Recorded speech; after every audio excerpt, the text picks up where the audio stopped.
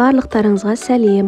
Бүгін сіздермен өте дәмді, жұмсақ болып шығатын ватрушканың рецептімен бөлісетін боламын. Видеоны соңына дейін қараңыздар. Алдымен каналға жазылуды ұмытпаңыздар.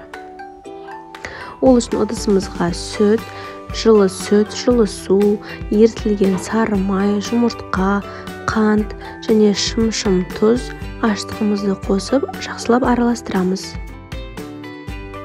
Қантымыз бен тұзымыз жақсылап ерігеннен кейін аз-аздан ұн қоса отырып, осылай қасықпен араластырып аламыз.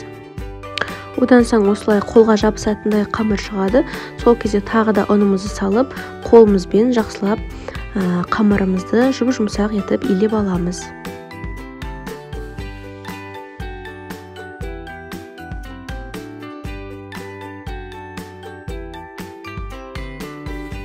Енді қамырымыздың бетін жауып, көтерілгенше жылы жерге қоямыз. Салмасын дайындаймыз. Оған творог, дәміне қарай қант және де варенье қоссаңыздар да болады, қоспасаңыздар да болады.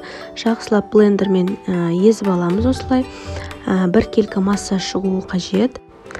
Қамырымыз көтерілгеннен кейін оны майда дөңгелек бөліктерге бөліп аламыз. Менде 20 штук шықты.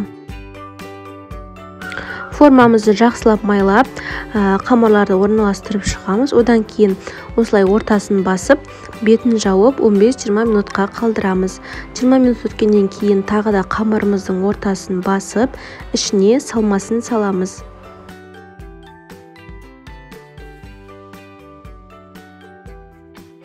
Одан кейін жұмыртқаның сары уызы мен сүтті араластырып, қамырымыздың бетіне жағып шығамыз және 180 градуста шамамен 20-25 минут пісіреміз.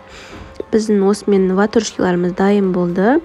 Өте жұмсақ, дәмді болып шығады. Шайларыңыз тәтті болсын.